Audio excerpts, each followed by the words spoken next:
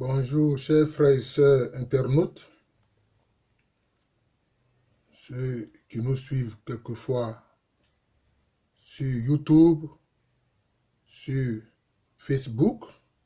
Je vous rappelle qu'en allant sur YouTube, vous tapez professeur Alukwame René et puis vous trouverez la vidéo qui correspond à l'aspect historique du peuplement qui peut vous intéresser. Je veux tenir là une promesse. Il y a un frère qui m'a demandé de faire une vidéo sur le peuplement des lobbies. Mais je pense qu'en faisant la vidéo sur le peuplement Gour, les lobbies sont concernés par le peuplement Gour. Évidemment, les lobbies ont quelques spécificités. Donc, tenant promesse, je vais faire cette vidéo sur les lobbies. Alors, il faut dire que les lobbies, on les trouve, disons, au nord-est de la Côte d'Ivoire, au sud-ouest du Burkina actuel, donc je disais au nord-est de la Côte d'Ivoire actuelle, au sud-ouest du Burkina et puis au nord-est du Ghana actuel. Ils font partie des peuples Gour. Les peuples Gour, ce sont des peuples qui sont liés par des langues de même famille. Les Sonufo font partie des peuples Gour, les Djimini font partie des peuples Gour, ceux qu'on appelle les Mossé ou Mossi, comme on le dit couramment, font partie des peuples Gour, les Groussi font partie des peuples Gour, etc. En fait, il faut savoir que les peuples Gour, leur déplacement depuis la vallée du Nil et de l'Omo, ensuite leur séjour sur le pourtour du lac Tchad et leur arrivée dans les zones d'habitation actuelles se fait entre le 3e et le 4e siècle après Jésus-Christ. Quelquefois, quand les historiens parlent du peuplement, ceux qui ne sont pas historiens ne comprennent pas toujours. Pourquoi? C'est à propos des lieux d'origine. Professeur Alopé dit, par exemple, que les lobbies viennent d'un point A. Ils sont originaires d'un point A. Le professeur Ekanza va dire qu'ils sont originaires d'un point B. Le professeur Loukou dira qu'ils sont originaires d'un point C. Et puis le professeur Camara Moritier dira qu'ils sont d'un point D. Mais celui qui n'est pas historien se dira, mais il y a contradiction. Professeur Alou a dit point A. Professeur Ekanza dit point B. Professeur Loukou dit point C. Professeur Moritier dit point D. Mais en réalité, il faut savoir une chose. Quand on parle des lieux d'origine, l'être humain se déplace. L'être humain n'est pas un arbre, il n'est pas fixe, il se déplace. Seulement, il faut indiquer à quelle période correspond le lieu où ils étaient. Par exemple, si je dis qu'ils sont partis de la vallée du Nil et de l'Omo comme toutes les populations humaines, c'était à une période précise, plus reculée. Puis ils se déplacent. Ils viennent sur le pourtour du lac Tchad. C'est le point B. Puis ils se déplacent encore en allant beaucoup plus à l'ouest. C'est le point C. Et puis maintenant, là où ils vivent actuellement, ils peuvent dire, mais nous vivons là depuis très longtemps, donc nous considérons que nous avons été toujours là. C'est le point D. Donc il n'y a pas de contradiction. Seulement, il faut chaque fois indiquer la périodisation, les dates ou la chronologie qui concerne l'emplacement où ils étaient à une période précise. Alors, comme je le disais, les lobbies font partie des peuples Gour. On sait, grâce à certaines données archéologiques, que c'est surtout au 4e siècle après Jésus-Christ qu'ils arrivent dans les parties ouest et qu'ils obligent d'ailleurs les ancêtres des Akans à descendre plus au sud. Parce qu'anciennement, les ancêtres des Akans étaient dans les plaines de la Volta Noire. Ce sont les peuples Gour qui les ont obligés à descendre plus au sud. Et les Akans, les traditions des Akans se souviennent très bien. C'est pour ça que ces peuples-là, ils les appellent Dagbon. Da, c'est l'arc. Da ou ta, c'est l'arc. C'est-à-dire, Dagbon, c'est-à-dire les guerriers armés d'arcs et de flèches. Parce que les ancêtres des Akans, eux, ils n'avaient que le sabre. Hein. C'est pour ça que eux, on les appelait Kwagbon, c'est-à-dire les guerriers armés d'arcs, armés de sabres. Or, on voit bien que les peuples gourds avaient un armement beaucoup plus puissant, donc supérieur au sabre, notamment l'arc et la flèche. Mais il faut dire que spécifiquement pour les lobbies qui nous intéressent, ils ont séjourné au nord du Bénin actuel.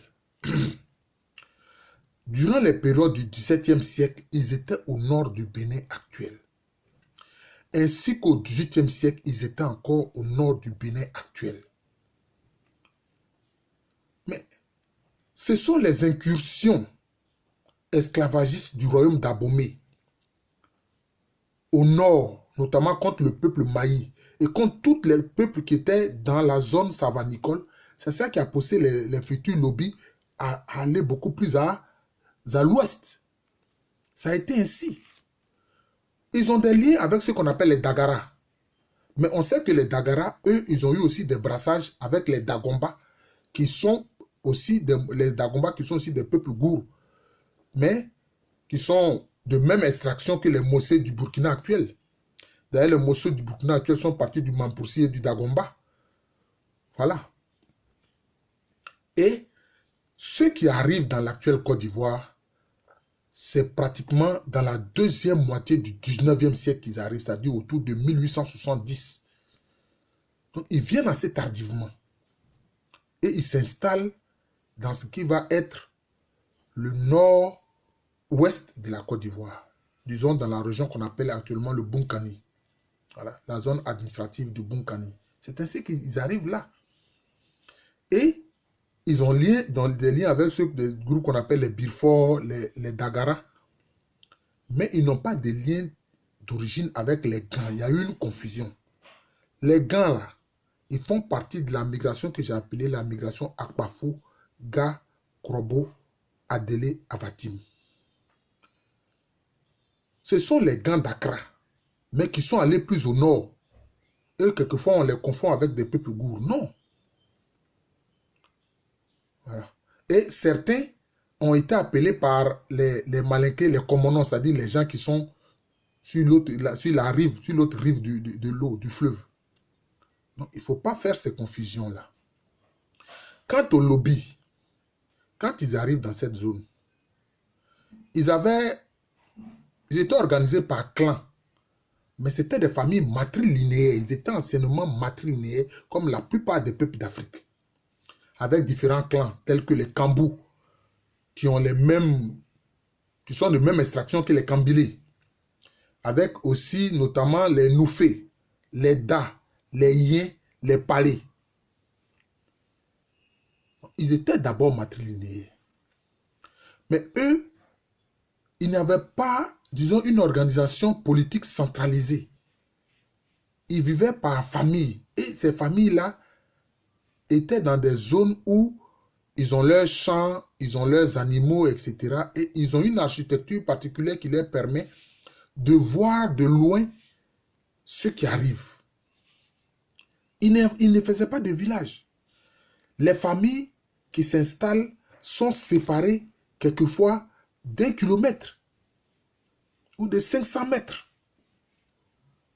C'est bien que c'est une occupation très lâche de l'espace. Donc, ils n'avaient pas de village. C'est pour ça d'ailleurs que la colonisation française n'a pas pu toucher comme il le faut le pays lobby. Les Français n'ont pas pu soumettre les lobbies, puisque les lobbies n'avaient pas de village. Une famille est installée en un lieu, avec sa ferme, et puis, quelques kilomètres plus loin, il y a une autre famille. C'était comme ça que les lobbies étaient organisés. C'était comme ça qu'ils étaient organisés. Et eux aussi, ils avaient un système d'initiation tel qu'on le trouve chez les Senoufos. Voilà. Si tu n'es pas initié, le lobby considère que tu n'es même pas encore un homme. Voilà. Si tu n'es pas initié pour eux, tu n'es pas un homme. Voilà. Donc, leur organisation, c'était ainsi. Il n'y avait pas de chef. Donc, chaque famille est sur sa ferme, séparée d'une autre famille de quelques kilomètres. Voilà, c'était comme ça, leur occupation du sol.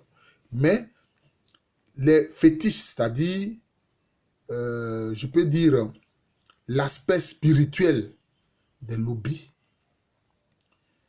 se transmet de père en fils. Et souvent, c'est le fils aîné qui reçoit les fétiches dont le père avait la vénération quand ce père-là vient à disparaître. Voilà. Voilà un peu ce qu'il faut savoir du peuple Lobi. Voilà. Qui a des liens avec les Dagara, les Birfo. C'est simplement un peuple gourd. Et c'est pour ça que vous allez remarquer, il y a une danse importante des Lobi qui se fait avec les épaules et la poitrine. Vous avez vu que ce mouvement de danse avec cette partie du corps qui est beaucoup plus expressive dans les mouvements, mais ça ressemble à la façon dont les populations Adja ou Fon ou Evé dansent. Voilà, où c'est encore l'épaule et la poitrine. Mais vous remarquez que si pour les lobbies, c'est beaucoup plus saccadé, chez les Evé, chez les Fon, chez les Adja, c'est beaucoup plus gracieux. C'est un signe qui ne trompe pas, vous savez. Quand on est un historien avisé, on fait attention à tous les signes qui peuvent éclairer l'histoire. Et c'est ainsi que c'est autour de 1870 que les lobbies s'installent dans le nord-ouest de la Côte d'Ivoire. Et donc c'est une population qui est assez jalouse de l'indépendance. C'est pour ça que chez eux, il n'y a pas de chef. Chaque famille est dans sa ferme. Voilà. Et donc, c'est vraiment une liberté individuelle vraiment très prononcée qu'on trouve chez les lobbies. Voilà un peu ce qu'il faut savoir des lobbies. Certains ont pensé que la division en clans, les Kambou, les Kambiré, avec en face les Palais, les Da, les Yin, etc., c'est une forme de rivalité. Mais je pense que non, c'est plutôt une compétition. Ce n'est pas une rivalité excessive, non, puisqu'il y avait des mariages, des alliances matrimoniales entre les différents clans. Voilà, il y avait des alliances matrimoniales entre les différents clans. Je vous remercie de m'avoir suivi. J'ai voulu donc satisfaire ce frère qui m'a demandé de parler un peu de l'origine de ses ancêtres lobbies. Donc, bientôt, nous allons faire maintenant des vidéos qui concernent justement les rapports des Africains avec les Européens qui, disons, au XVe siècle, commencent à venir fréquenter les côtes d'Afrique. Et vous verrez que, au départ, le complexe que nous avons eu après les maltraitances de la colonisation n'existait pas du tout. Voilà, je vous montrerai cela. Je vous remercie. C'était le professeur Alou Kwame René, professeur titulaire d'histoire à l'université Félix Houphouët-Boigny, au département d'histoire. Merci et à bientôt.